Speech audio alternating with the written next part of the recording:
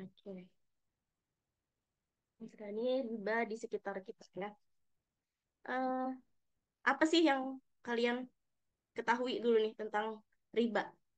Biasanya paling kita yang agak awam gitu ya, riba ini eh, diketahui gitu ya tentang utang piutang. Tapi ternyata tidak hanya sekedar utang piutang aja gitu ya. Ternyata ada jenis-jenis riba lain yang itu juga bisa ada di dalam jual beli gitu ya. Nah, jadi bahasan tentang riba ini masuk ke dalam bahasan tentang fikih muamalah ya.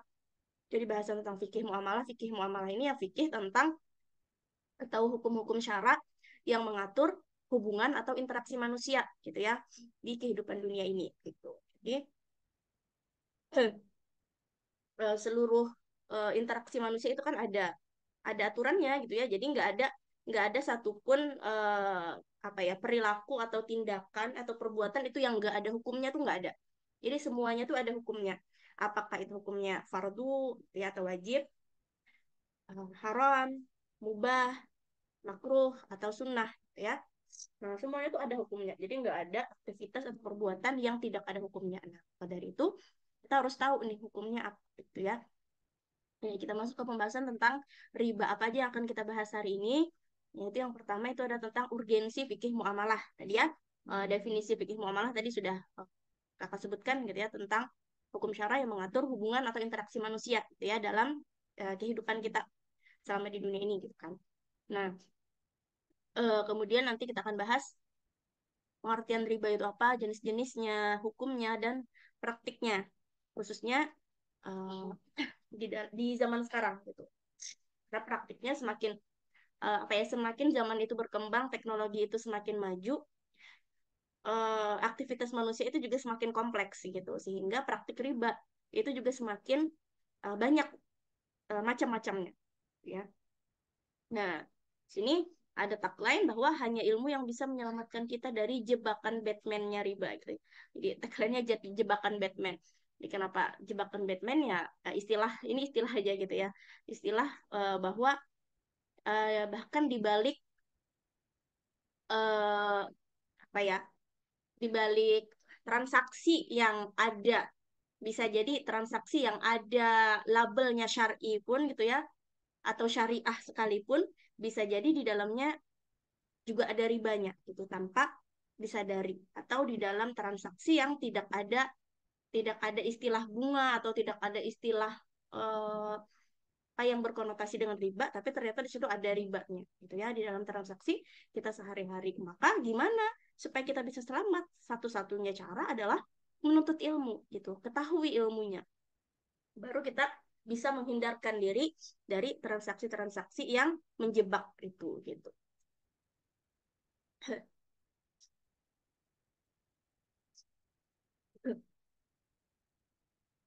Kita lanjut ya.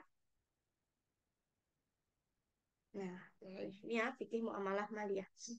Jadi, fikih muamalah tadi kan hukum syara yang mengatur hubungan atau interaksi manusia dalam kehidupan dunia. Maliyah ini artinya uang gitu ya atau harta gitu.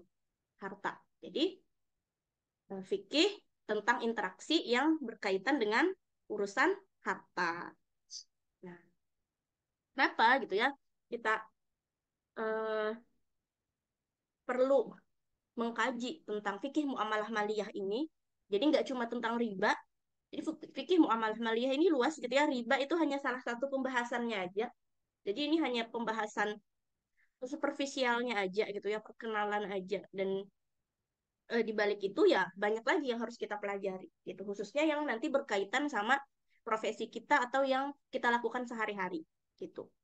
Kenapa penting? Ya, karena kita tahu bahwa kita itu tidak akan bergeser kedua kaki seorang hamba di hari kiamat nanti sampai dia ditanya tentang umurnya, untuk apa dihabiskan ilmunya, bagaimana dia mengamalkan ilmu itu, apakah untuk apa dia beribadah gitu ya, untuk dia melaksanakan visi misi yang Allah amanatkan kepada dia selama di dunia gitu ya, ataukah dia menggunakannya untuk kemaksiatan ya, hartanya dari mana dia peroleh, kemana dia belanjakan, tubuh kita untuk apa? digunakan. Ya, jadi semua itu ada hisapnya, ada hitungannya, akan dipertanggungjawabkan. Nah, masuk di sini harta kita gitu. Jadi maka harta ini bukan sekedar bagaimana kita memperoleh, tapi kemana juga kita belanjakan harta kita. Itu juga akan dipertanggungjawabkan. Nah, kalau sekarang apa saat isu-isu Palestina nih gitu ya, orang itu banyak yang memboikot ya, yang melakukan boikot terhadap produk-produk yang memberikan bantuan gitu kan ya, atau yang berkorelasi lah, ada afiliasi dengan Israel gitu. Nah, kenapa gitu ya? Jadi banyak orang yang melakukan itu. Ya, salah satu motivasinya kan juga adalah karena ingin mengamankan hartanya, dalam artian supaya dia nanti nih di akhirat dipertanggungjawabkan hartanya ini gitu ya. Supaya kita punya hujah gitu ya, punya alasan kepada Allah atas penggunaan harta kita gitu. Bisa nggak kita mempertanggungjawabkan nanti gitu ya? Kalau ditanya misalnya, kenapa gitu ya kamu lebih memilih membeli produk-produk yang berafiliasi sama Israel gitu. Sedangkan kamu tahu gitu bahwa dananya itu digunakan untuk menyakiti saudaramu sendiri. Misalnya, kenapa kamu lebih memilih membeli Starbucks gitu ya dibandingkan dengan misalnya kopi jualan tetanggamu gitu. Kenapa kamu lebih memilih membeli produk-produk branded gitu kan, yang mereka jelas-jelas memberikan donasi kepada Israel. Nah, atau ya jadi jual belinya gitu ya. Kadang ada orang bertanya, lalu apakah barangnya itu menjadi haram gitu ya? Nah, ini nggak ada kaitannya sama riba sih, tapi kaitannya sama harta tadi, gitu ya, penggunaan harta. Ya barangnya Starbucks itu tetap halal gitu ya, ibaratnya barangnya itu tetap halal, jual belinya halal nggak sah nggak, jual belinya sah gitu ya. Cuma ini ya perkara perkara ke apa? Kehati-hatian kita atau perkara keberpihakan. Nah, ini bukan perkara orang banyak memboikot ya, sebenarnya lebih kepada perkara hati atau ke perkara keberpihakan gitu. Transaksinya sah, gitu ya, jual belinya sah, dimakan pun halal. Ini tentang keberpihakan, gitu ya, tentang keberpihakan kita. Kita mau nggak menggunakan harta kita, gitu ya, untuk melukai saudara kita sendiri, gitu ya, secara nggak langsung. Nah, itu kan tentang keberpihakan. Tentang keberpihakan aja nih kita misalnya segetol itu. Apalagi tentang riba yang jelas-jelas itu haram. Nah, kalau tentang keberpihakan itu kan ya ibaratnya eh, bukan perkara halal haram sebenarnya. Tapi kalau riba itu harusnya kita lebih getol lagi gitu ya. Harusnya kita lebih kuat lagi eh, apa menjaga diri kita dari yang namanya riba tadi. Oke. Nah, sekarang kita eh, masuk tadi ya ke urgensi fikih. Jadi kita hidup di zaman apa nih sekarang? Kita hidup di zaman yang mana kita tidak lagi dipedulikan halal haram gitu ya. Di sini manusia tuh kebanyakan saya tuh nggak banyak banyak yang nggak peduli tentang halal haram, ya kan?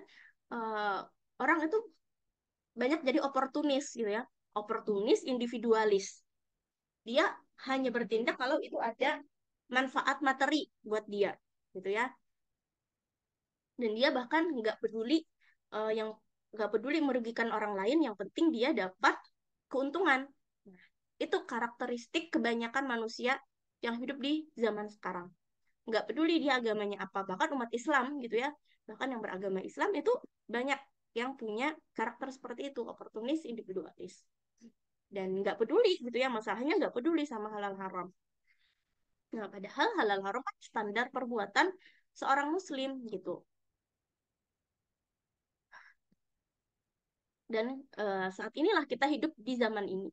Jadi Rasulullah tuh udah mewanti-wanti gitu, udah mewanti-wanti umat beliau bahwa akan datang nih nanti suatu zaman ketika seorang itu nggak peduli lagi akan apa yang dia ambil, dari yang halal kah atau dari yang haram kah, ya.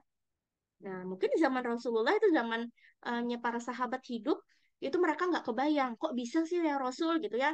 Mereka umatmu, iya, mereka mereka umat Islam gitu ya, tapi mereka nggak peduli sama hal yang haram gitu ya. Dan kita qadarullah kita hidup di zaman ini, kita juga hidup di zaman riba ini merajalela, yang mana kita itu mati-matian gitu ya, mati-matian untuk menghindar dari yang namanya riba ini. Kita sudah mati-matian menghindar pun kita tetap kena yang namanya debu riba gitu ya, tetap kena debunya.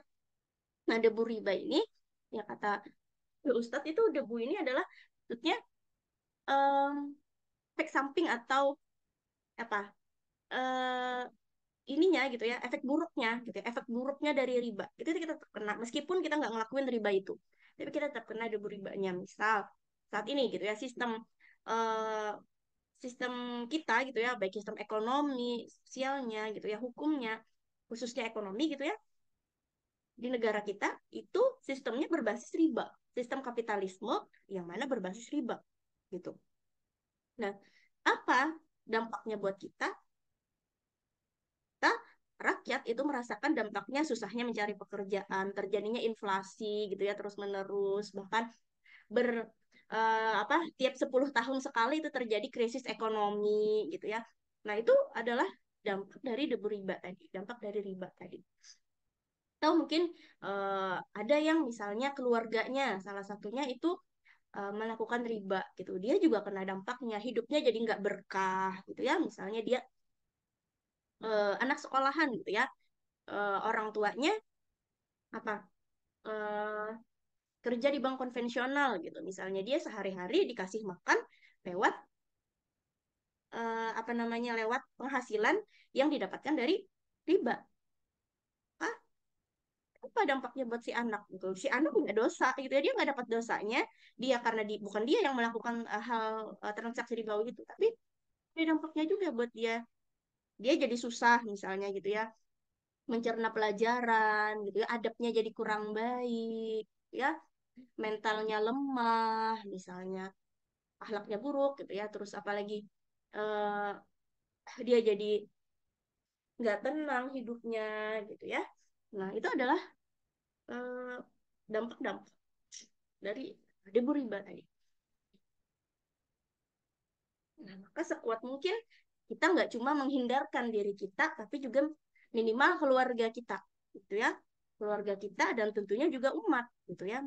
Menyadarkan umat bahwa nggak ada kebaikan yang didapatkan dari riba. Lalu yang ketiga, nah, meskipun sesusah itu, tetap kita wajib hukumnya mencari yang halal, mencari uh, atau membebaskan diri dari aktivitas-aktivitas riba. Tetap hukumnya wajib, bukan berarti kalau misalnya orang sudah melakukan ini semuanya gitu ya, lalu kita juga nggak wajib gitu untuk menghindarinya. Wajib hukumnya, gitu. Meskipun tidak tersisa seorang pun di dunia yang tidak melakukan riba gitu. Hanya kita nih gitu ya yang nggak melakukan riba. Kita tetap wajib gitu. Kita tetap wajib mencari yang halal.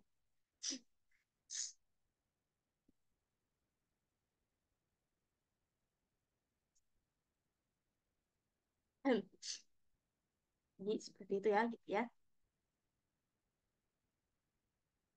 Apa pentingnya fikih muamalah? Tadi urgensinya adalah ya supaya kita tahu gitu ya halal haramnya muamalah kita. Jadi tahu baik buruknya. Jadi masya Allah ya, menjadi seorang muslim itu dengan segitu banyaknya aturan gitu ya. Ada 3 dimensi gitu kan, cakupan syariat Islam. Apa aja dimensinya, masih ingat? Materi satu, materi utama satu, hablum minallah, hablum minan nas, dan hablum minan nafs. Ya, catat nggak? 3 dimensi cakupan syariat Islam. Apa belum ya? Oh, belum ya. Di materi utama yang kelima ya mungkin nanti ya. Ya, jadi ada 3 dimensi cakupan Islam, yang mana salah satunya adalah tadi, karena fikih muamalah, perkara muamalah itu adalah bagian dari hablum minan nas. Nah, dia syariat-syariat Islam yang mengatur tentang hubungan kita dengan sesama manusia lainnya. Jadi, Islam itu bukan sekedar agama, tapi juga ideologi, gitu ya. Islam itu jalan hidup, way of life. Bagaimana tata cara kehidupan kita itu diatur dalam Islam. Karena seluruh perbuatan kita itu ada hukumnya gitu. Jadi, masya Allah, kita eh, apa ya? Kita nggak perlu bertanya-tanya ini baik apa buruk ya kira-kira. Tanya ke agama kita gitu. Ini hukumnya apa? Kalau itu diperbolehkan, apalagi itu diwajibkan atau itu sunnah, berarti itu pasti baik gitu. Artinya segala yang Allah perbolehkan, segala yang Allah wajibkan atau sunnahkan itu pasti baik. Maka yang baik itulah yang kita kerjakan. Yang haram itu pasti buruk. Dan itulah yang harus kita jauhi. Sekalipun eh, sekalipun misalnya nih hal yang halal atau hal yang tadi wajib, sunnah dan mubah ini tadi itu ya, hal yang kita yakin itu baik itu sekalipun itu ditentang misalnya oleh ilmu pengetahuan gitu ya, oleh sains gitu ya, kita tetap yakin bahwa apa yang di dalam Islam itu baik karena yang namanya sains itu berkembang gitu ya, dan itu sains itu produk akal manusia sedangkan akal manusia itu terbatas. Kita panduan kita adalah yang dianggap baik itu adalah apa yang ada di dalam syariat Islam. Ada boleh, ada boleh. Sudah loh tadi. Nah, maka untuk bisa menjauhi yang buruk, ayu ja, ayu ja, ja. Untuk bisa menjauhi yang buruk, itu kita perlu ilmu.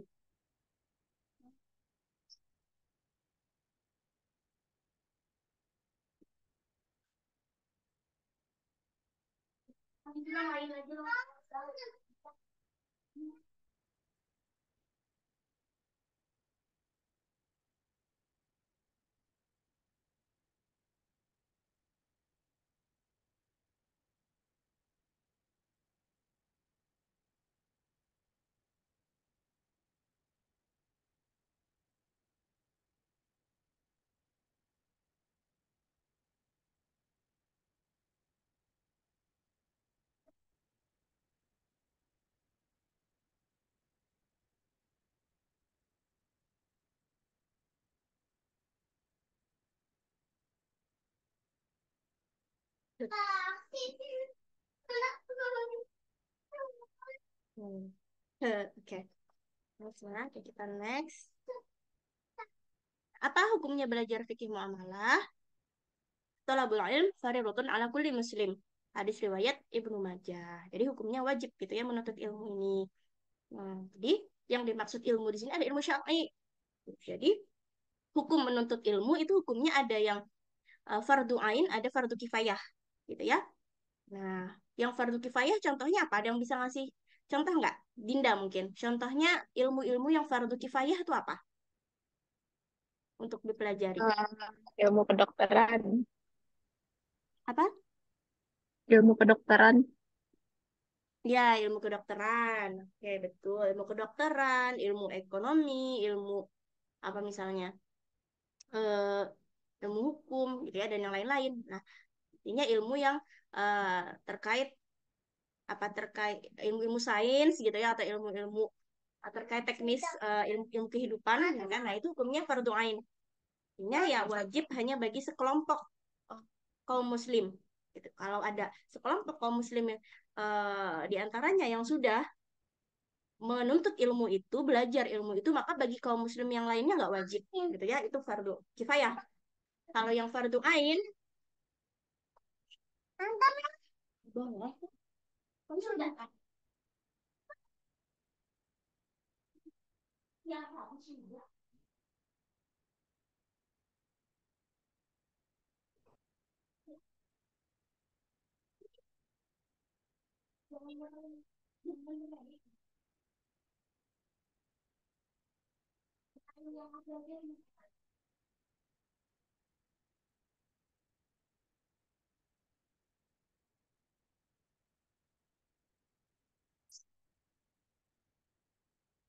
Nah, kalau yang fardu ain itu adalah ilmu syar'i tadi. Nah, tapi juga nggak semua ilmu syar'i gitu ya. Jadi kisaran ilmu syar'i itu pun ada juga yang masuknya yang fardu kifayah gitu. Misalnya kalau sudah yang tahap expert gitu ya, kayak misalnya ilmu-ilmu usul fikih gitu ya, usul hadis gitu kan, yang sudah tahap expert gitu ya, yang dipelajari oleh para ulama-ulama yang mereka itu mungkin sudah levelnya itu mujtahid. Nah, itu bagi kita hukumnya fardu kifayah. Nah, tapi ilmu syar'i yang seperti ilmu fikih gitu ya, misalnya bagi seorang, terus ada juga bagi apa namanya, profesi tertentu. Nah, itu juga fardu ain. Misalnya bagi pengusaha itu fardu ain hukumnya belajar fikih tentang riba gitu ya, bagi orang yang suka berjual beli gitu ya. Ini nggak cuma buat pengusaha, buat kita pembeli pun kita wajib juga belajar fikih tentang riba. Bagi dokter gitu ya, dia fardu ain belajar tentang fikih tentang pengobatan atau medis gitu ya. Bagi yang seniman, ya fardu ain mempelajari fikih seni gitu. Tapi bagi seorang dokter yang dia nggak berkutat di bidang seni, dia nggak fardu kifayah aja hukumnya untuk mempelajari fikih seni tadi. Dia hanya fardu ainnya untuk misalnya fikih seni yang superficialnya aja gitu ya. Seperti itu. Jadi ilmu syar'i ini hukumnya fardu ain, ya kebanyakan. Nah, sayangnya umat sekarang justru malah bermati-matian gitu ya, bersungguh-sungguh sekali justru menuntut ilmu yang fardu kifayah aja gitu. Ya nggak salah, tapi masalahnya fardu ainnya dikemanakan. Nah, maka dari itu eh, ya salah satunya di sini juga kakak dan teman-teman tadi yang membentuk program ini, dan untuk seterusnya nanti kami juga ada komunitas gitu kan yang mau mewadahi adik-adik untuk eh, apa, agar kita sama-sama nih melepaskan kewajiban fardu ain ini gitu, supaya kita terlepas nih dari dosa meninggalkan yang fardu ain ini. Hukumnya meninggalkan sholat apa? Ya dosa dong ya. Sholat hukumnya apa? Fardu ain. Jadi dosa bagi kita nggak belajar apa namanya, ilmu-ilmu yang syar'i tadi, khususnya terkait akidah, itu ya, ibadah, itu ya. Ilmu syariah menghasilkan apa-apa yang diwajibkan gitu kan atas setiap mukallaf. Jadi dalam perkara ibadah dan perkara muamalah gitu ya. Terus tentang mengenal sifat-sifat Allah gitu ya. Sifat-sifat yang wajib ada pada Allah. Ini kan tentang perkara akidah gitu ya. Nah, termasuk ilmu tafsir, hadis dan fikih. Ini adalah ilmu syariah yang hukumnya fardu ain. Jadi tadi ada yang fardu ain, ada yang fardu kifayah gitu. Jadi kalau terkait aktivitas sehari-hari kita, jadi fikih muamalah tadi ya, fikih muamalah ini lagi ada yang fardu ain hukumnya dipelajari, ada yang fardu kifayah. Nah, jadi yang fardu ain itu yang terkait sama aktivitas sehari-hari kita. Jadi misalnya bagi seorang calon dokter gitu ya, bagi kita yang masih mahasiswa tapi kita sering dijual beli gitu ya, atau kita sering apa menukar jasa orang gitu ya, sering menyewa jasa gitu misalnya. Nah, maka kita fardu ain hukumnya mempelajari fikih muamalah seputar itu. Nah, yang tidak terkait misalnya tentang apa? Hmm, eh, ini gitu ya, terkait pemodalan gitu ya. Nah, maka kita nggak ini terkait investasi pemodalan gitu ya. Mungkin kita nggak melakukan itu masih ya. Berarti kita masih masih belum fardu ain lagi mempelajari itu. Nah, harusnya kayak yang fardu ain. Nah, karena ya barang siapa yang berdagang sebelum melakukan tafakuh fiddin, maka dia akan terjerumus gitu ya. Akan terjerumus sampai 3 kali. Beliau ulangi sampai 3 kali. Artinya ya pasti banget akan terjerumus gitu. Kalau nggak belajar tuh kamu tuh pasti akan terjerumus. Oh, kita tentang riba. Nanya di sebuah video ya. Kedengaran nggak suaranya? Belum ya? Kan dulu.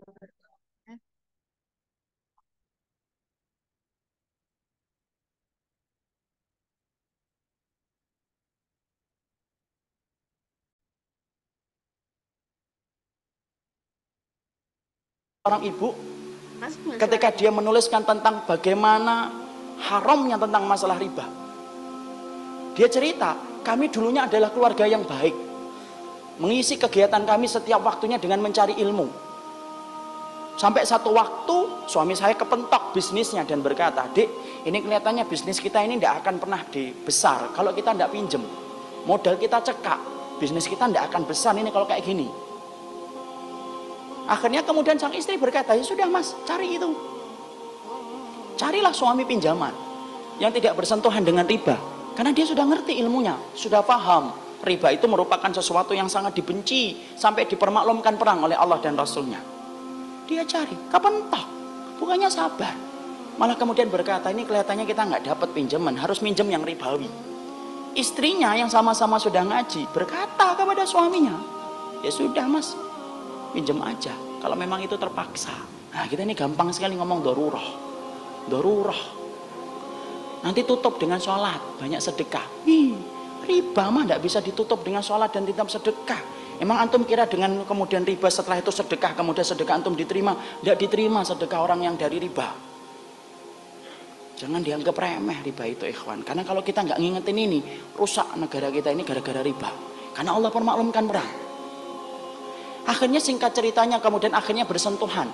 Mereka ngerti ilmunya tetapi tidak mampu menampik lambean pinjaman ribawi ketika itu begitu menggiurkan. Apa yang terjadi? Allah memberikan istidraj. Usahanya berhasil. Gede. Maka kemudian sang istri bercerita ketika usahanya semakin besar, maka kegiatan kami yang setiap harinya mengkaji, mendatangi majelis ilmu kemudian jarang kita datangi. Karena kesibukan kami untuk kemudian mengatur bisnis kami. Suami saya kemudian mulai jauh dari kajian ilmu.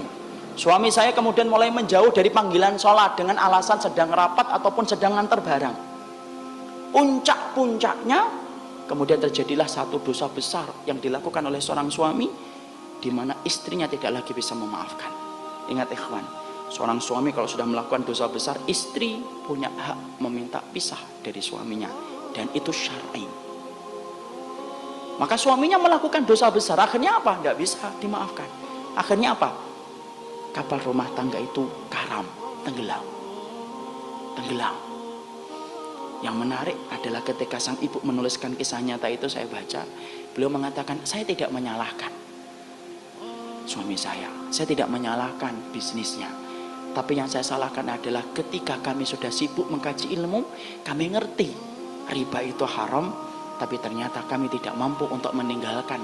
Padahal kami tahu dosa yang dipermaklumkan perang di dalam kehidupan itu cuma satu dosa riba, dan kami berani mengambil itu. Sampai kemudian akhirnya Allah memberikan musibah dalam kehidupan kita.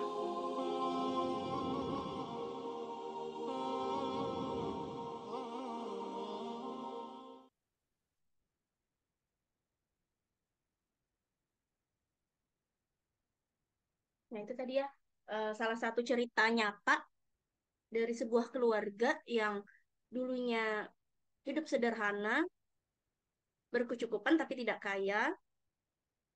Nah, namun tentram, ya tentram, sakinah mawaddah warahmah. Tapi kemudian ketika terjerumus ke dalam riba, masya Allah, diberi Allah istidraj. Jadi kita jangan iri ya melihat misalnya ada teman yang dia itu dari keluarga kaya gitu kan, bisa beli apa aja dipenuhi sama orang tuanya gitu ya. Terus juga punya kedudukan kedudukan sosial yang tinggi mungkin keluarganya gitu ya.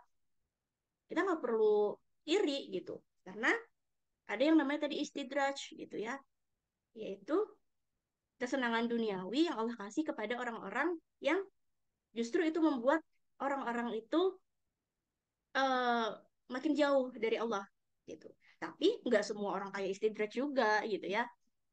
Nggak bisa juga kita serta mata pasti dia tuh istidraj gitu, yang nggak bisa, nggak bukan bukan ranah kita gitu ya untuk menjudge atau menuduh gitu kan, menetapkan ini istidraj atau bukan gitu.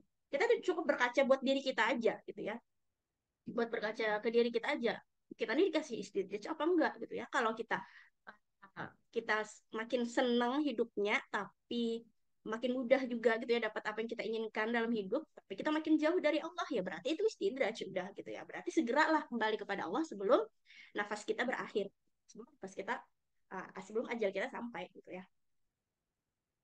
Oke, nah, lanjut gitu ya tentang ke pengertian riba.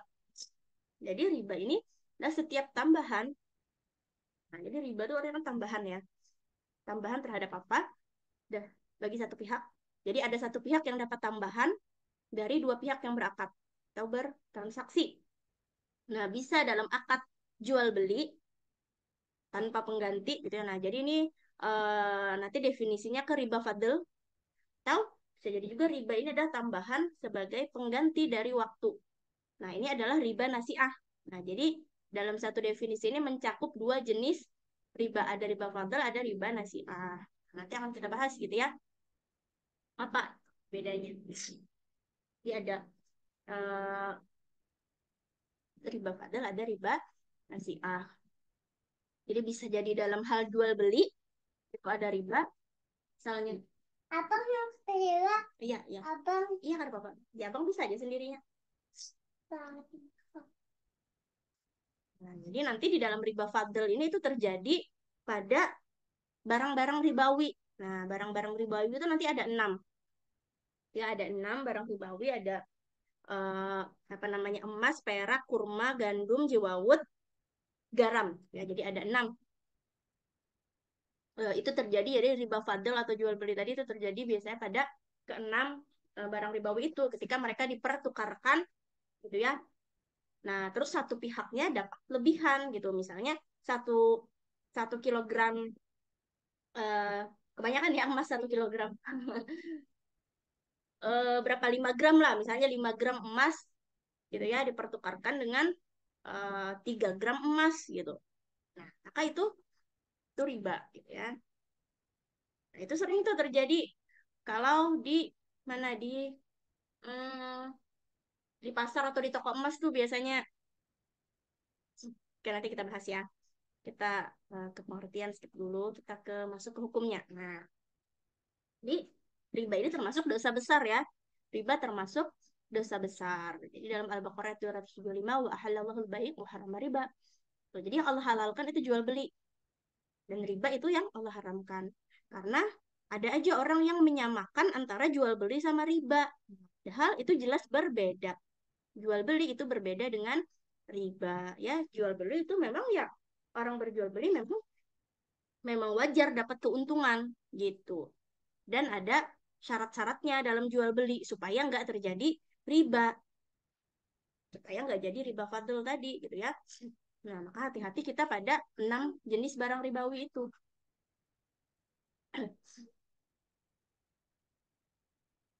Nah, ini dalil-dalil lainnya. Riba itu ada 73 pintu. Yang paling ringan seperti orang yang berzina dengan ibunya. Bayangkan betapa besarnya dosa orang yang berzina sama ibu kandungnya sendiri. Betapa besar dosanya. Itu dosa yang paling ringan dari riba. Dan riba yang paling riba itu adalah kehormatan seorang muslim. Jadi kalau mengambil kehormatan seorang muslim itu adalah uh, apa? Uh, segitu besarnya dosanya itu sama dengan dosa riba.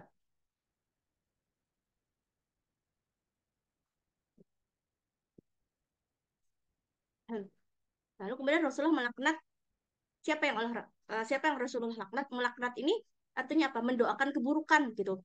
Mendoakan keburukan, mendoakan dijauhkan dari rahmat Allah. Jadi siapa aja yang didoakan Rasul untuk jauh dari rahmat Allah, kasih sayang Allah, sedangkan rahmat Allah ini adalah yang kita harapkan gitu ya untuk kita masuk surga. Kalau kita nggak dapat rahmat Allah, gimana bisa kita masuk surga gitu? Nah, Rasulullah melaknat jadi pemakan riba yang ngambil riba, terus yang memberinya gitu ya. Terus siapa lagi yang dilaknat? Yang mencatat dan 2 saksinya. Nah, jadi bukan cuma yang dilaknat gitu ya, yang dapat laknat Rasul itu bukan cuma yang dapat keuntungan dari riba, tapi yang ngasih nih gitu ya, yang ngasih riba, yang ngasih uang gitu kan atau keuntungan kepada si penerima dan bahkan yang mencatat si pencatat doang gitu ya. Kayak di bank gitu ya. Kita tadi kayak kerja di bank gitu ya. Kerja di bank konvensional itu ya mencatat tugasnya cuma apa? Cuma mencatatkan gitu ya.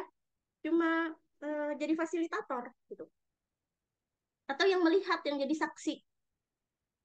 Nah, kita ikut gitu ya, misalnya dengan saudara kita gitu, untuk dia berutang di bank gitu.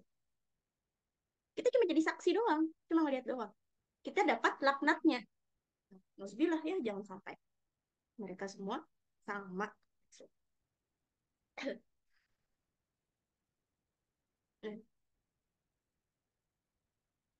Nah, jauhilah 7 perkara yang coba. Nah, jadi ada 7 dosa besar gitu. Bukan berarti dosa besar cuma 7 ya. Cuma di hadis ini disebutkan 7 dosa besar. Salah satunya adalah memakan riba. Yang Ini menghancurkan gitu. Jadi menghancurkan di dunia, menghancurkan di akhirat.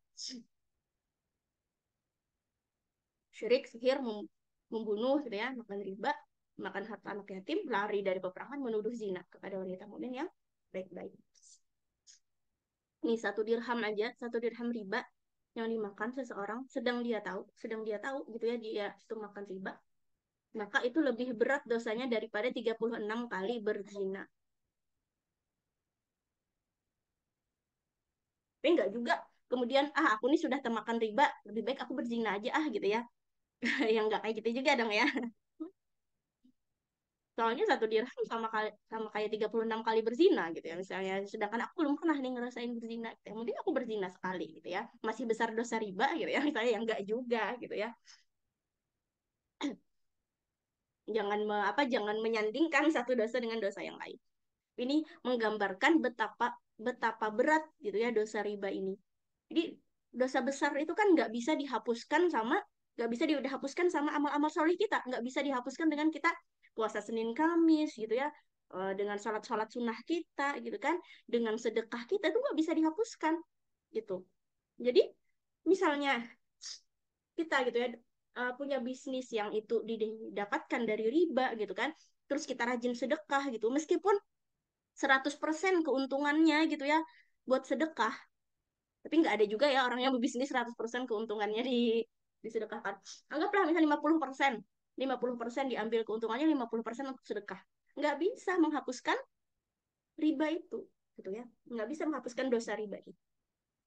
Karena dosa besar itu bisa dihapus. Itu ya hanya dengan bertaubat. Gitu ya. Syaratnya bertaubat menyesal. Syarat taubat eh, itu diterima gitu ya kan. Harus dengan menyesal, menghentikan perbuatan dosa besar itu, dan berazam pada dirinya bahwa dia tidak akan pernah melakukan itu lagi di kemudian hari gitu. Itu kalau terkait dengan dosa besar yang kaitannya sama Allah gitu ya, misalnya tadi syirik gitu ya misalnya. Tapi kalau terkait dosa besar yang apa namanya kaitannya sama manusia gitu ya, misalnya membunuh gitu kan, maka nggak cukup tiga ini gitu ya. Kalau misalnya dia mencuri maka harus mengembalikan harta curiannya, kalau dia membunuh gitu ya, maka kalau dalam Islam dia juga harus dapat kisah hukum apa namanya, harus hukum mati gitu ya. Kalau keluarganya meridoi, kan dia cukup bayar bayar denda gitu atas pembunuhan yang dilakukan gitu, baru itu uh, terhapus dosa besarnya itu. Hmm. Jadi ini bukan perkara gampang gitu ya. Nah, jadi kalau sudah merajalela zina dan riba di suatu negeri, maka sungguh mereka telah menghalalkan diri mereka mendapat azab Allah. Jadi wajar gitu ya kalau sekarang tuh kita melihat banyak sekali musibah-musibah terjadi gitu kan ya. Mulai dari bencana alam maupun bencana yang diakibatkan oleh tangan manusia sendiri. Karena zina dan riba itu sudah merajalela di seluruh dunia saat ini. Nah, kita sendiri gitu ya, kita sendiri berarti yang meminta azab itu sama Allah gitu. Jadi ya kalau orang pikir zina dan riba itu hanya urusan mereka sendiri gitu ya, kan kadang orang-orang yang suka melakukan kemaksiatan dua hal ini tuh kan biasanya gitu ya mereka suka nggak usah ikut campur deh, ini urusan urusan gue gitu ya, nggak ada ruginya juga buat lo gitu ya. Bukan urusan lo gitu ya, yang zina gue gitu kok lo yang apa namanya yang ribut gitu kan ya, misalnya eh, kayak di masyarakat gitu misalnya kan ada yang misalnya di sebuah kos yang berzina gitu ya, kok masyarakat tuh ribut sih gitu ya, kok masyarakat tuh marah gitu ya, semarah itu gitu ya, karena ya wajar ya, karena memang kalaunya ada perzinaan gitu ya, itu sama aja kita mengundang azab Allah. Jadi wajar masyarakat itu semarah itu kalau ada buatan zina, karena yang dapat efeknya gitu ya, yang dapat azabnya gitu ya, orang orang yang melakukan itu dapat dosanya, tapi efeknya itu buat manusia secara menyeluruh gitu, nggak cuma buat orang yang melakukan baik zina maupun riba itu. Nah, sekarang kita masuk tadi ya ke jenis-jenis riba. Jadi ada riba fadl. Jadi riba fadl ini riba dalam jual beli. Jadi riba itu gak cuma dalam utang piutang ya. Nah, kalau riba nasiah yang riba dalam utang piutang. Nah, jadi secara umum itu ada dua. Meskipun ulama tuh ada lagi kadang membagi ke pembagian yang lain gitu. Tapi kalau secara umum tuh dua aja. Fadl sama nasiah. Jadi riba fadlnya riba al-buyu' ya. Ketika apa? Kelebihan yang terjadi ketika terjadi pertukaran misalnya uang rupiah dengan uang rupiah yang tidak senilai. Nah, riba fadl ini kan tadi terjadi pada apa? Barang-barang ribawi. Apa aja tadi barang-barang ribawi? Ada yang bisa menyebutkan kembali? Aisyah mungkin? Apa aja tadi barang-barang ribawi? Az-zahab, Em, apa? Apa tuh? apa ya? Tadi itu dok, ada garam gitu-gitu ya. Ada 6 apa tadi? Garam satu, apa lagi? 5 lagi. Dibantu mungkin? Yang lain? Ada siapa lagi nih? Ihda, Ada emas, Mm-mm. Ada garam. Tadi sudah sebutkan satu, apa lagi? emas, Emas, apa lagi? perak, Perak. Oke. Berapa dah? Tiga. Tiga lagi. lupa Gandum, dok. jewawut, kurma. Ya. Gandum, jewawut, kurma. Jadi az-zahabu bi-zahab, wal fiddah bil fiddah, wal bir bil bir, wasyair bi syair, wat tamar bi tamar, wal milh bil milhil, mislan bi mislin, sawaun bi sawain. Ya dan biadin. Itu apa? Sabda Nabi hadisnya. Ya. Jadi tadi emas dengan emas, perak dengan perak, gandum dengan gandum, jewawut dengan jewawut, kurma dengan kurma, gandum dengan gandum, garam dengan garam. Gitu ya. Sudah tadi ya. 6 tadi ya, 6. Mislan bimislin. Jadi dia harus serupa gitu. Jadi kalau dipertukarkan, pertukaran nih antara yang sejenis, jadi azhab bizahab gitu ya, emas dengan emas, fiddah bil fiddah gitu ya, perak dengan perak. Nah, maka harus mislan bimislin, sawaun bisawain ya dan biadin. Itu syaratnya. Jadi dia harus nilainya harus kalau dia tadi pertukarannya gitu ya sesamanya, maka dia harus senilai senilai serupa gitu ya, setimbang sama dan harus diserahkan ya dan biadin gitu kan. Apa tunai. Nah, itu supaya nggak terjadi riba. Nah, contoh ya, kelebihan yang terjadi ketika terjadi pertukaran uang rupiah. Nah, ini yang sering. Uang rupiah dan uang rupiah tidak senilai.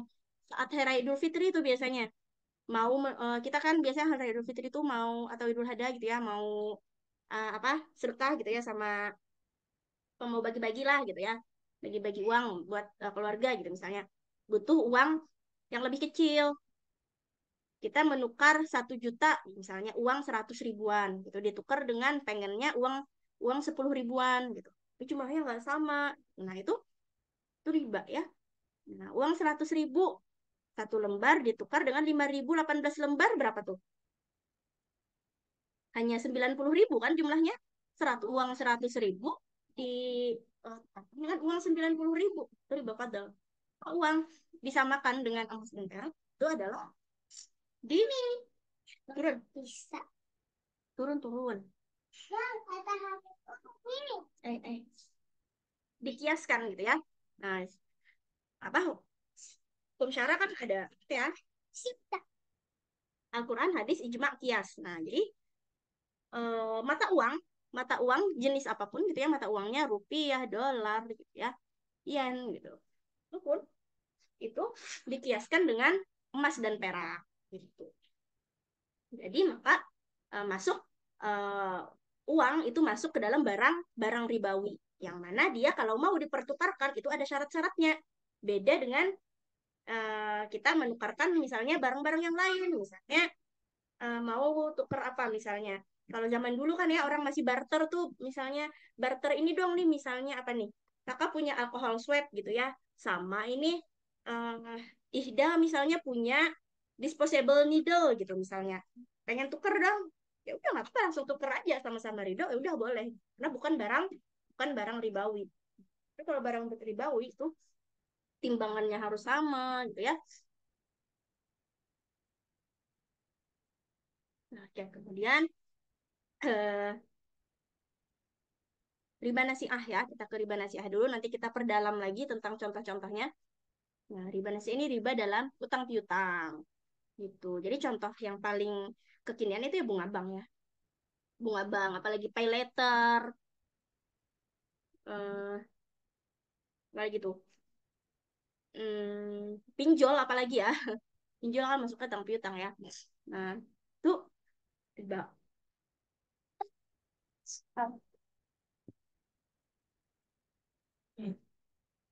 Jadi kalau dalam Islam, eh, transaksi atau muamalah itu ada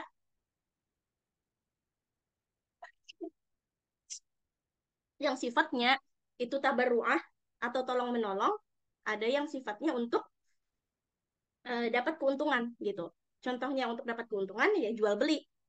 Contohnya untuk tolong menolong ya utang piutang. Nah, maka jenis muamalah yang tujuannya untuk tolong menolong gitu ya, kita hanya berharap pahala di situ gitu ya, menolong sesama. Kita nggak boleh dapat keuntungan di dalam muamalah yang sifatnya itu tabarruah. Contohnya tadi utang piutang gitu ya, utang piutang gitu ya. Maka itu nggak boleh kita mendapatkan keuntungan sedikit pun, meskipun tidak ada perjanjian gitu. Bahkan misalnya ketika eh, apa tetangga kita nih gitu ya, utang sama kita, terus dia bayarnya bulan depan.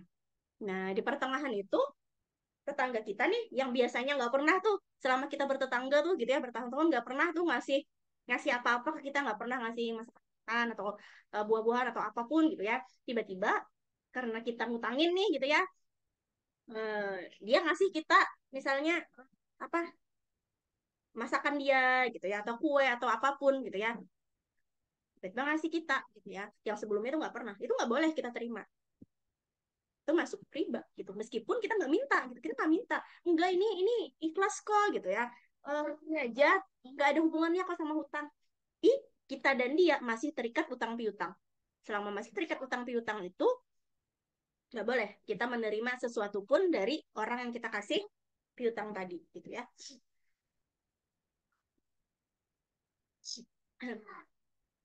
Gitu. Nah, boleh kalau apa? Kalau sudah terbiasa. Kalau nih bertetangga tadi ya dia utang, terus ya sebelum-sebelum dia ngutang juga dia udah biasa tuh ngasih kita apa-apa gitu ya. Misalnya dia masak sop, dia kasih ke kita gitu ya sepiring misalnya. Dia biasa bikin kue gitu ya, biasa baking dia kasih kita gitu biasanya gitu ya. Ada aja dia kita kasih. Terus sekarang tuh dia ngutang sama kita. Terus hutangnya belum lunas gitu ya, bayarnya bulan depan, hari ini dia ngasih ke kita makanan gitu kan, dan sebelum-sebelumnya gue udah pernah, boleh diterima gitu karena udah biasa. Dan ya asal ya diperjelas ini bukan karena hutang kan, iya bukan bukan kok gitu ya, ini yang kayak biasa juga kok gitu ya, ternyata itu boleh gitu ya. Atau misalnya kayak kita bersaudara gitu ya, udah biasa saling memberi gitu kan, terus dia utang, terus kita neraktir dia es krim misalnya gitu. Apa adik kita misalnya neraktir kita es krim gitu kan. Kita ada terikat utang piutang sama adik kita dan kita juga udah biasa gitu ya saling traktir misalnya, itu boleh ya. Nah, tapi kalau nggak ada apa-apa tiba-tiba ngasih itu nggak boleh. Kita hubungan kita sama bank gitu misalnya, kita kan nggak kenal dengan bank gitu ya, nggak ada hubungan apa-apa kita sama sama perusahaan gitu kan, ya kita ngasih bunga gitu, apa ya kita ngasih apa kita ngasih bunga dengan pinjaman kita gitu kan, ya itu mau kecil kan mau besar kan tetap itu riba. Jadi kadang ada orang yang bilang ah nggak apa-apa kecil gitu ya, nggak apa-apa kecil gitu ya. Ini kan padahal ada hadis 1 dirham aja itu dosanya kayak berapa puluh kali berzina tuh gitu ya. Artinya mau kecil atau besar riba ya riba gitu. Kecil atau besar riba. Nah sekarang tuh ada tuh student loan. Nah ada nggak di Unlam udah ada nggak diperkenalkan tuh student loan? Ada nggak dipromosikan? Akhir-akhir ini kan rame ya, khususnya di ITB. Ya, ITB kan maksudnya eh, terkenal dulu dulu gitu ya, dulu kan ITB itu terkenal dengan ya nggak masalah gitu ya kamu terhalang biaya kalau mau kuliah di ITB kuliah aja gitu ya, artinya nggak masalah gitu ya. Biasanya eh, apa orang-orang yang dengan kalangan bawah pun gitu ya nggak punya dana gitu ya bisa aja gampang aja dapat beasiswa atau dibiayain alumni lah gitu ya. gampang aja pokoknya masalah biaya. Tapi kalau sekarang gitu ya, kalau mahasiswanya nggak bisa bayar UKT, nah di ITB tuh disuruh student loan gitu ya, ngambil student loan. Student loan itu apa? Utang utang mahasiswa gitu. Student loan kepada ada ke bank, ada ke apa gitu. Pokoknya ada kayak perusahaan semacam peminjaman gitu, dan itu ada bunganya. Nah, hati-hati ya gitu ya. Kalau misalnya nih gitu ya, di antara kalian atau teman-teman kalian yang lain itu ada yang eh, bermasalah gitu misalnya di dalam pembayaran UKT gitu ya. Nah, mending saling bantu deh gitu ya di angkatan gitu ya. Nih teman kita nih satu misalnya ada dia nggak bisa nih semester ini bayar UKT. Gimana nih kita gitu ya? Ayo kita patungan kah untuk ngasih dia utang gitu ya. Tentunya tanpa tanpa bunga ya. Ayo kita patungan ngasih dia utang gitu ya. Misalnya gitu. Biar dia semester ini dia bisa kuliah gitu ya. Mau dia nanti kuliah sambil kerja kah gitu ya untuk bayar utangnya gitu. Yang penting dia eh, apa kuliahnya nggak cuti gitu ya. Nah, kalau sekarang tuh ya karena sistem pendidikan kita saat ini tuh ya di bawah sistem kapitalisme tadi yang berbasis riba, ya wajar. Jadinya akhirnya eh, pendidikan itu jadi apa ya? Jadi komoditi jual beli gitu ya, jadi komoditi untuk dapat keuntungan gitu. Ya berbeda ya tentunya di dalam Islam sistem pendidikan itu nanti ada kita belajar tentang bagaimana sistem pendidikan di dalam Islam itu di pertemuan keberapa ya? Materi utama 6 kan kalau nggak salah ya nanti 5 apa 6 gitu ya nanti kan depan insya Allah. Oke, nah jadi itu tadi ya tentang riba nasi'ah. Oke, kita masuk ke contoh-contoh tadi ya. Nah ini tadi tentang contoh riba fadl ya. Ada tambahan baik itu berapa? Oke. Nah jadi ini ya 6 jenis barangnya tadi emas, perak, gandum, jawat, kur.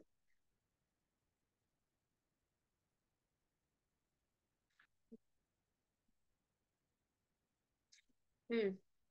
Riba fadl juga terjadi pada uang. Jadi ini kalau kalian perhatikan ini adalah bahan-bahan makanan pokok ya. 3 4 5 6 ini jadi bahan makanan pokok dan juga mata uang. Nah, inilah barang ribawi yang jual belinya itu harus ada tata caranya gitu. Tukaran itu ada tata caranya. Ya. Dan uang tadi dikiaskan dengan emas dan perak. Nah, ini tadi ya.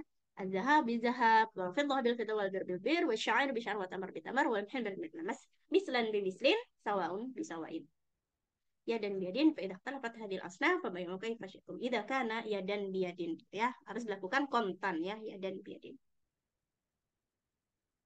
Nah, jadi ada syaratnya tadi ya untuk jual beli barang ribawi. Nah, ini patut sangat diperhatikan apalagi kalau nanti kalian berumah tangga gitu ya, mau nabung apa? Nabung emas gitu misalnya. Nah, perhatikan ini. Jika barang yang ditukarkan itu sejenis emas dengan emas gitu ya, atau emas dengan uang. Nah, emas kalau gimana dengan emas dengan uang gitu. Itu hitungannya tuh sejenis juga, ya. Hitungannya sejenis. Karena kan tadi uang disamakan dengan emas. Jadi kalau kita beli emas kan pakai uang ya. Artinya gitu sejenis. Artinya sejenis nih yang mau kita pertukarkan antara uang sama emas. Maka syaratnya adalah tamasul, ya, dan takabut gitu ya, sama beratnya. Oh ya kalau emas sama uang tuh kan masih kalau uang kan nilainya itu dinilai gitu ya. Jadi tamasul ini nilai uangnya gitu ya. Jadi atau tadi kalau emas tadi berarti nilai gramnya. Nah, kadang kan orang nih mau misalnya tukar tukar emas apa misalnya di toko emas gitu ya. Punya emas 5 gram mau tukar gelang ya, gelang misalnya 5 gram mau ditukar dengan cincin yang 5 gram juga. Dikasih nggak sama toko emasnya? Dikasih tapi disuruh bayar tambahan berapa ratus ribu ya kan biasanya. Nah, maka itu riba. Itu adalah riba fadl. Gimana supaya nggak riba fadl kalau kita tukar emas kita? Saya, kakak punya emas kayan 5 gram. Mau kakak ganti dengan cincin 5 gram juga gitu misalnya. Tapi kan tentu beda ya harga jual dengan harga beli emas itu kan beda ya biasanya. Kak, harus kita tukarkan dulu dengan uang. Nah, jadi kita datang ke toko emas, jual dulu nih gelang kita. Jual gelang kita berapa? 5 juta misalnya. Bayar 5 juta. Bayarnya, tukarlah, jual. Sudah, selesai. Baru kita beli cincinnya tadi berapa cincinnya? 5.050.000 misalnya. Baru kita bayar lagi bahasa cut baru lagi 5.050.000. Nah, itu tidak riba. Jadinya dua transaksi. Tapi kalau kita langsung nih, aku mau cincin itu dong yang 5 gram ya, diambilnya. Nih, kita tukar ya. Ini 5.050.000 lah. Kita ambil 50.000 dari dompet kita. Kita tuker nih cincin cincin dengan gelang kita tukar, kita tambahi 50.000 duit kita. Itu riba. Karena apa? Tidak sama apa? Tidak sama takarannya tadi gitu ya. Tidak sama berapa tahu takarannya. Karena kita nambah bayar 50.000 tadi. Nah, gitu. Jadi maka harus dua akad gitu ya. Kurma misalnya. Kurma apa namanya? Kurma ajwa dengan kurma madu gitu misalnya. Wajar dong harganya beda, ya kan? Nah, tapi kalau kita mau nuker, ya harus sama. 5, misalnya sekilo kurma ajwa, ya harusnya sekilo kurma madu juga, supaya nggak riba. Tapi kan harganya beda. Terus gimana dong? Gitu ya, ya pasti riba kalau kita langsung gitu ya. Satu kurma madu, satu kurma ajwa, langsung ditukar, tambahi duit, riba jadinya gitu ya.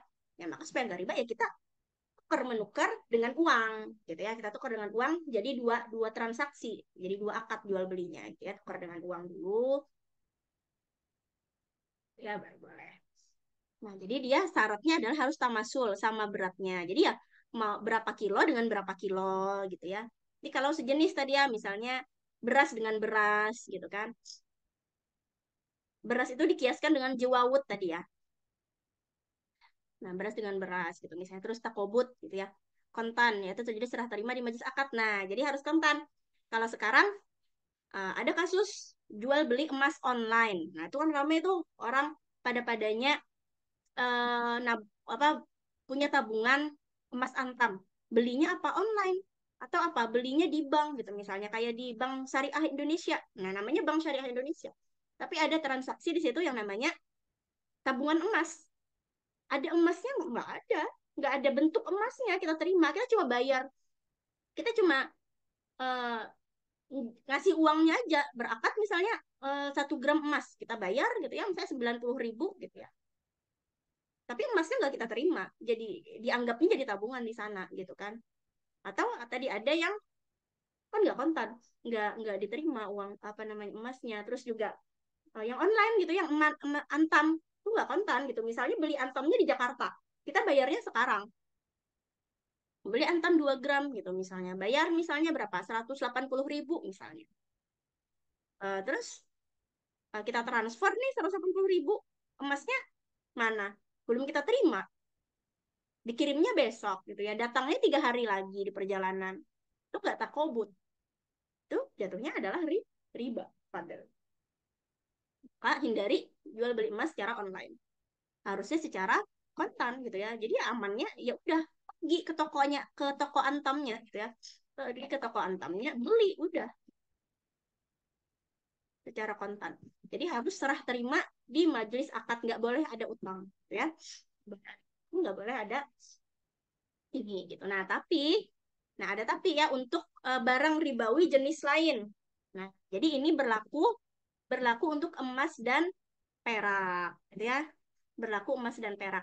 Kalau untuk barang apa namanya yang berupa bahan makanan, jadi ada hadis lain lagi, nggak lupa kakak masukin di sini ya. Ada hadis lain lagi yang membolehkan untuk bahan makanan, berarti termasuk yang keempat barang ribawi tadi untuk boleh tidak secara kontan gitu ya. Artinya boleh online berarti, kayak misalnya kita beli kurma, boleh online gitu ya. Padahal dia kan masuk barang ribawi. Nah, tapi dibandingkan barang-barang jenis lain ada syaratnya lagi. Syaratnya ada kita harus saling percaya. Ada saling kepercayaan antara pembeli dan penjual. Misalnya udah biasa nih, gitu ya, kita beli kurma di temen kita gitu ya, udah biasa dia jualan kurma tapi dia di kota lain. Ya udah kita transfer nih uangnya, baru dia kirim barangnya gitu ya, baru dikirim kurmanya. Itu boleh karena kita udah saling percaya.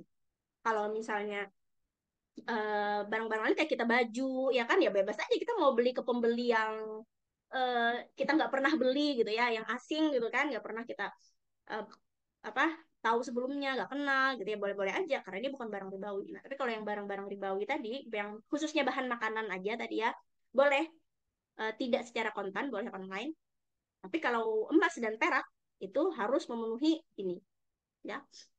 Nah, terus kalau barangnya beda jenis, misalnya emas ditukar dengan perak, nah itu tuh nggak mungkin sama dong ya, beda jenisnya. Nggak mungkin 1 gram emas ditukar sama 1 gram perak kan, yang nggak adil dong.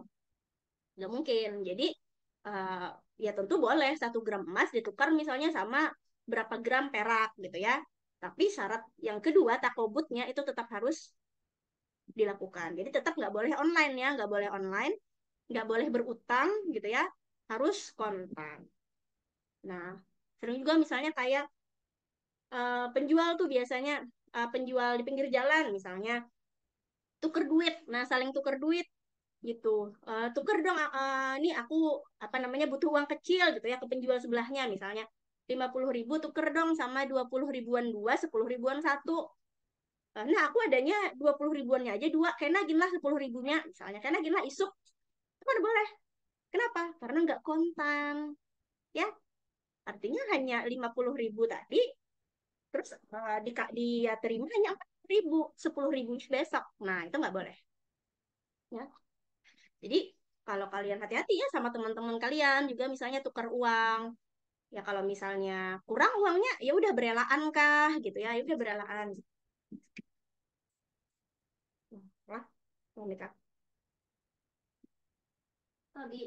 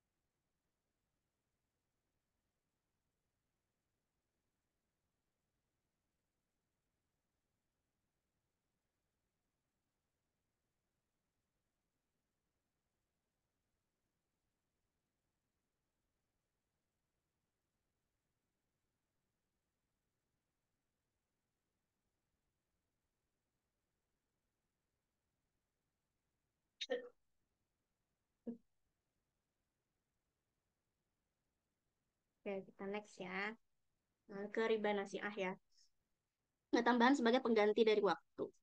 Jadi seakan-akan gitu ya ber, orang yang apa namanya berutang itu membayar waktu gitu ya, membayar waktu nih gitu ya. Atau misalnya atas keterlambatan. Kadang kan kayak misalnya pay later tuh misalnya eh, kalau terlambat bayar kan dia ada tambahan gitu. Misalnya utangnya 5 juta gitu ya. Karena dia kelewat bulannya bayar utangnya jadi 5.050.000 misalnya. Nah, itu riba nasiah ya. Nah, termasuk di dalam riba nasiah adalah riba dalam akad qard.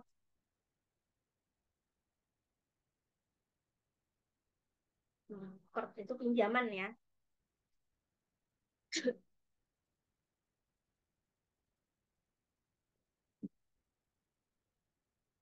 Dibentuk riba dalam qard atau pinjaman itu segala manfaat. Jadi apapun manfaatnya dalam qard itu.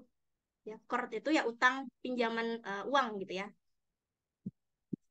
Jadi segala manfaat. Jadi manfaat gak cuma manfaat uang, manfaat apa saja kayak misalnya hmm, yang sering voucher gratis ongkir yang kita bayar dengan ShopeePay. Misalnya. Kita naruh uang di ShopeePay, ya kan gitu ya. Kita Misalnya ada uang kita di ShopeePay berapa? Misalnya 2 juta, gitu ya. Nah, terus kalau kita mau belanja, kita pakai voucher gratis ongkir. Yang voucher gratis ongkir itu didapatkan karena kita menyimpan uang di ShopeePay. Ada kan ya? Voucher gratis ongkir yang khusus ShopeePay. Nah, itu adalah manfaat yang didapatkan dari riba nasiah. Gitu. Karena kita nyimpan duit di ShopeePay gitu. Karena artinya yang diutang siapa? Yang berutang adalah ShopeePay. Yang berutang adalah Shopee ke kita. Kita memberi pinjaman kepada Shopee. Gitu. Kenapa itu disebutnya pinjaman, bukan simpanan? Nah, jadi Masya Allah, di dalam setiap transaksi di dalam Islam itu jelas definisinya. Pinjaman itu definisinya adalah ya dipinjam apa ya seseorang kan hartanya kepada orang lain untuk dipergunakan. Kalau simpanan itu nggak boleh dipergunakan. Misal kakak nitip uang ke Dinda, Din nggak bawa dompet nih gitu ya, nitip dong uang kakak nih ada 500.000 misalnya, kakak jalan di bareng Dinda gitu ya, nitip dong uang 500.000. Boleh nggak Dinda pakai uang kakak 500.000 itu tanpa izin kakak? Nggak boleh dong ya, karena itu simpanan gitu ya. Apa menyimpankan gitu ya, Dinda menyimpankan. Nah tapi kan kalau kayak di bank atau tadi e-money itu bukan simpanan tapi itu core akadnya atau pinjaman. Kita naruh uang di di ShopeePay atau tadi misalnya di apapun itu gitu ya, apapun itu e-money-nya, mau di Dana, OVO, segala macam, atau di bank gitu ya. Nah, itu adalah akadnya core karena mereka memutar kita, mereka makai uang kita, perusahaan mereka tuh makai uang kita, mereka investasikan kemana-mana tuh gitu. Baik bank bank syariah sekalipun iya gitu ya, mereka pakai juga karena aturannya seperti itu, aturannya dari OJK, Otoritas Jasa Keuangan, itu kayak gitu gitu, aturannya dari pemerintah tuh kayak gitu, harus digunakan uang tuh, nggak boleh diendapkan karena kan sistemnya kapitalisme tuh harus ada perputaran uang gitu. Jadi nggak boleh diendapkan uangnya. Bedanya ya kalau bank syariah mereka menginvestasikannya hanya ke bisnis-bisnis yang halal aja. Kalau bank konvensional atau kayak tadi e-money apapun, mereka bisa jadi menginvestasikannya ke misalnya apa namanya ke klub-klub gitu ya, ke bisnis alkohol dan segala macam. Bisa aja mereka gitu ya. Dan iya gitu, dan memang iya. Nah, jadi itu ya. Maka manfaat yang kita ambil dari kita tadi, misalnya tadi voucher gratis ongkir yang khusus ShopeePay gitu ya, atau potongan diskon gitu kan, yang khusus tadi Imani itu gitu ya, potongan diskon misalnya GrabFood, apa Grab itu apa OVO ya, khusus OVO gitu, khusus pengguna OVO.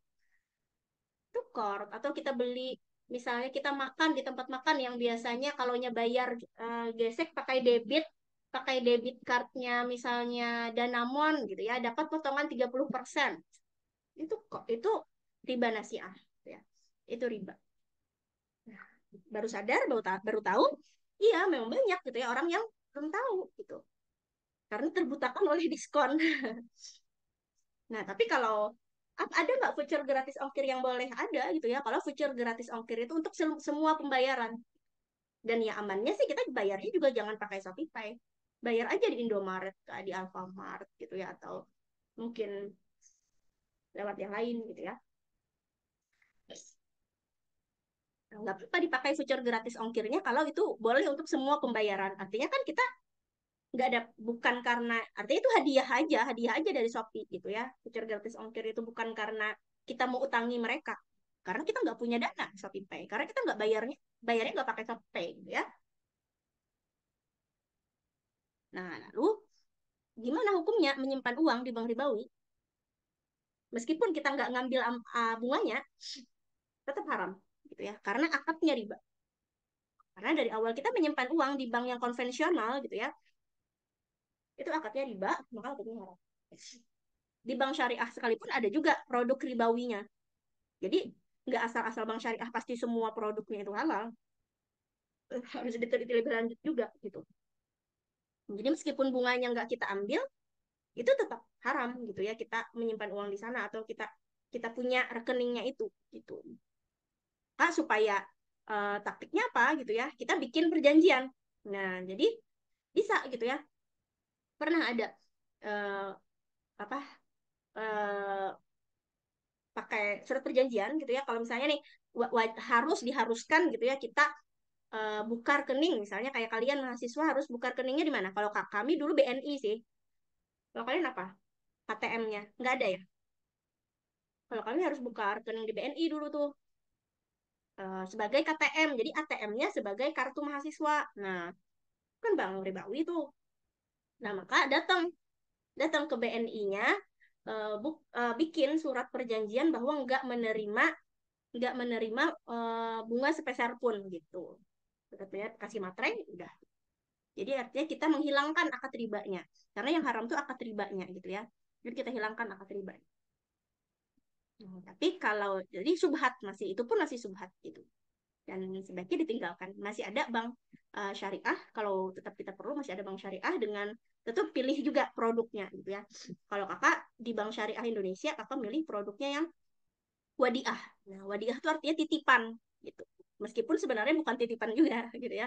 Nah, dia akadnya titipan, jadi dia nggak dapat sama sekali kita nggak dapat keuntungan sama sekali. Kita kita mau puluhan tahun kita nyimpan uang di sana nggak akan meningkat uang kita gitu ya, nggak akan bertambah uang kita.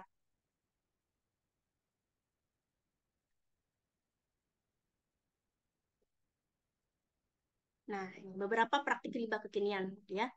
Ada pegadaian ya. Apa? Biasanya pegadaian ini dia menambahkan biaya administrasi dan bunga wajib. Menggadaikan barang dalam Islam boleh nggak? Menggadaikan untuk utang boleh hukumnya sebenarnya. Misal, kakak mau utang sama Dinda gitu ya. Dinda kakak butuh uang 1 juta gitu ya. Ini kakak punya HP 2 nih, kakak gadaikan satu ya gitu ya. Jadi kakak kasih HP kakak satu untuk Dinda sebagai barang gadai gitu. Untuk ya menjaga kepercayaan aja gitu ya. Kalau misalnya apa namanya kakak nggak bisa bayar gitu kan ya, jadi untuk kepercayaan aja kasih barang yang digadaikan tadi ke Dinda dan Dinda mau utangi kakak 1 juta. Kakak bayar bulan depan. Dan selama 1 bulan itu adalah kewajiban Dinda untuk menjaga barang kakak itu, menjaga barang gadaian itu. Dan nggak boleh ada biaya administrasi dong, gitu nggak ada. Misalnya nih ulun kembalikan biaya ulun kembalikan kak HP pian jar Dinda lah. Tapi bayar biaya penyimpanan lah, misalnya bayar biaya penyimpanan 100.000, nggak boleh kayak gitu karena itu adalah tanggung jawabnya yang memberi utang gitu. Nah maka kalau pegadaian dia membebankan biaya administrasi dan bunga gitu ya. Di sini riba riba apa nih, Fadl apa nasiah?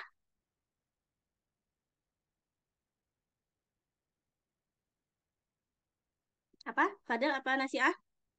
Nasiah, Ya apa? nasiah, Iya nasiah nasiah. ya. KPR. Nah, diharuskan mencicil yang angsuran berdasarkan harga rumah dan bunga beserta tambahan biaya administrasi setiap bulannya. Tapi kalau terlambat bayar gitu ya, terlambat bayar ada tambahan lagi gitu ya biayanya. Nah, itu riba juga di sini. Ini riba dalam nasiah juga masuknya. Nih, masuknya nasiah juga ya. Pihak bank memberikan kewajiban supaya kita membayarkan uang dalam jumlah lebih besar dibandingkan dengan nilai pokok pinjaman. Nah, transaksi emas. Nah, kalau ini tadi masuknya riba apa? Transaksi emas online. Fadl apa nasiah? Fadl, Apa? riba fadl, riba Iya, fadl. riba fadl ya. Riba fadl. Karena dia jual beli ya, jual beli barang ribawi. Tidak takobut, tidak kontan gitu. Tidak kontan serah terima di majelis. Nah ini ada tadi nih Kakak singgung tadi ya diskon dari Imani. Nah, jadi hakikatnya mereka berutang pada kita gitu. Dengan kita menyimpan uang pada Imani itu artinya kita mengutangi mereka. Kita memberi utang pada mereka. Maka kita yang memberi utang nggak boleh kita dapat manfaat dari orang yang kita utangi. Baik berupa itu diskon, cashback, dan lain-lain gitu ya. Itu termasuk riba gitu. Nah, semoga mulai sekarang kita lebih bisa berhati-hati karena bahaya riba ini eh, apa bahayanya nggak cuma di akhirat tapi juga di dunia gitu ya. nggak cuma di dunia tapi juga di akhirat.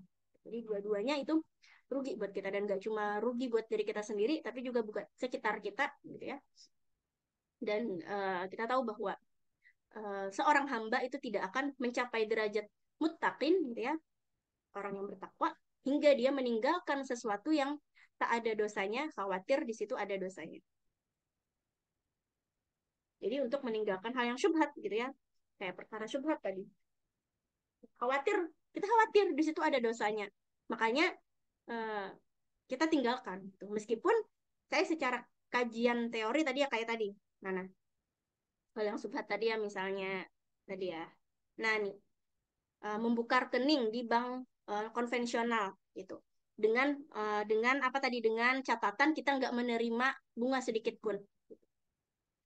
Tapi kan kita tahu bahwa uang kita itu nanti akan diinvestasikannya kemana-mana, termasuk ke eh, apa namanya, produk-produk atau perusahaan-perusahaan yang haram gitu ya, kayak bir gitu ya, perusahaan bir, alkohol, perusahaan apa, klub-klub dan segala macam gitu ya. Nah, maka di situ kan ada syubhat gitu.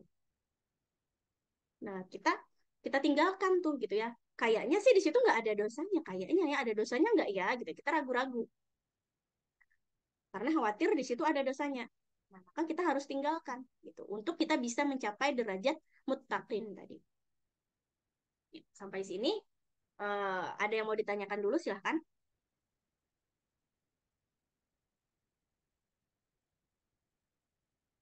Belum selesai ya, dia ada tadi. Ada koperasi, kartu kredit, pay later ya. Kurang lebih ya penjelasannya sama. Kalau koperasi di sini nggak cuma riba ya, tetapi juga tidak memenuhi syarat dalam syirkah. Syirkah itu ibaratnya pemodalan atau investasi gitu ya. Dalam Islam tuh bahasa Arabnya syirkah itu kerjasama, kerjasama antara pemodal dan yang menjalankan usaha. Nah, itu tidak terpenuhi tuh dalam koperasi. Dasar bagi hasilnya juga nggak syar'i, usaha atau kegiatannya itu juga ada yang haram gitu ya, dan terlilit riba.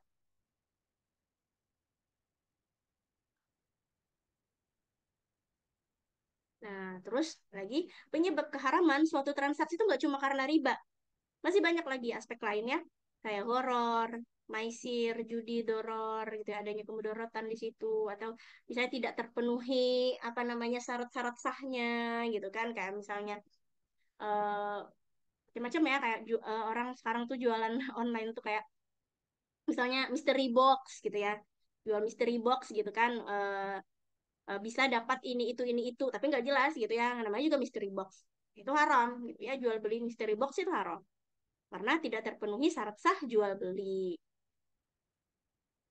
Nah, jadi mesti banyak yang kita pelajari dalam dasar-dasar fikih muamalah ini, khususnya tentang jual beli tadi, itu ya yang kita sehari-hari kita terlibat, gitu kan, melakukannya, maka kita harus belajar lebih lagi. Nah, semoga nanti setelah ini adik-adik juga tidak bosan gitu ya untuk mengkaji ilmu, gitu kan, baik ibaratnya di komunitas sama-sama dengan kami ataupun mungkin dengan di komunitas lain atau di kajian lain, silahkan gitu ya.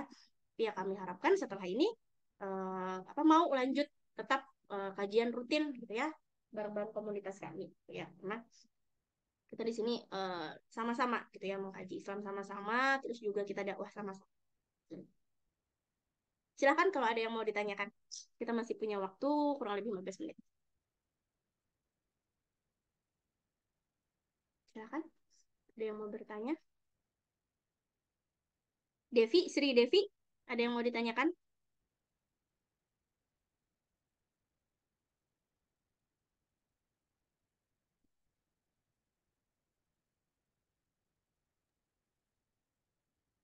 Ya, silakan.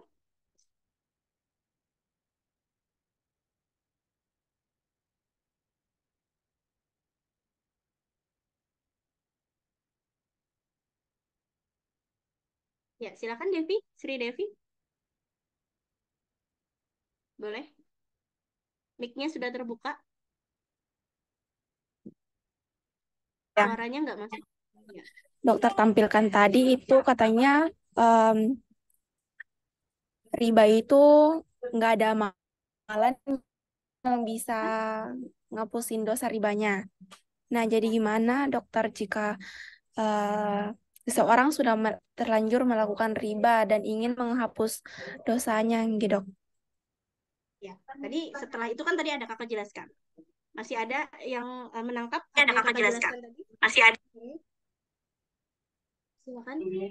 Tadi kan nggak bisa dihapuskan dengan apa amal-amal ibadah gitu ya, dengan kebaikan-kebaikan kita. Kalau dosa-dosa kecil kan bisa ya dihapuskan dengan banyak sedekah, banyak ibadah-ibadah sunnah gitu ya.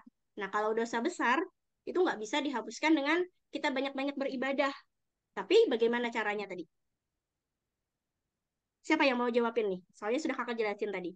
Adenia mungkin mau menjelaskan, silakan.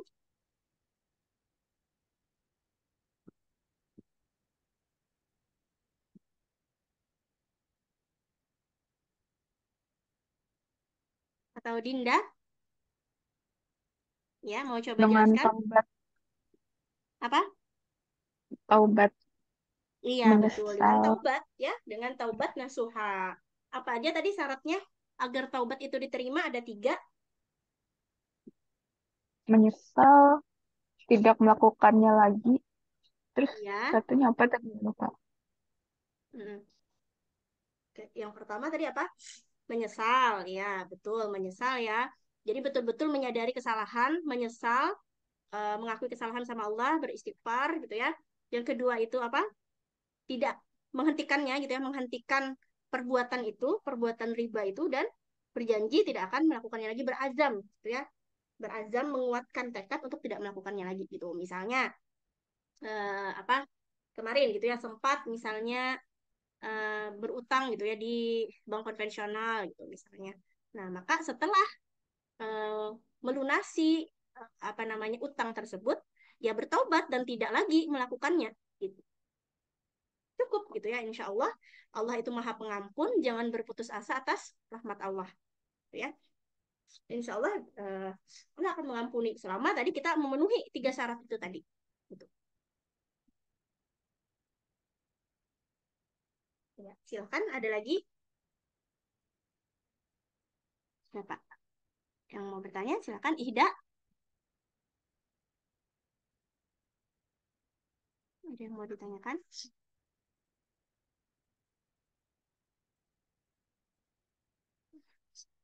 Gimana? Tahu Adenia mau bertanya?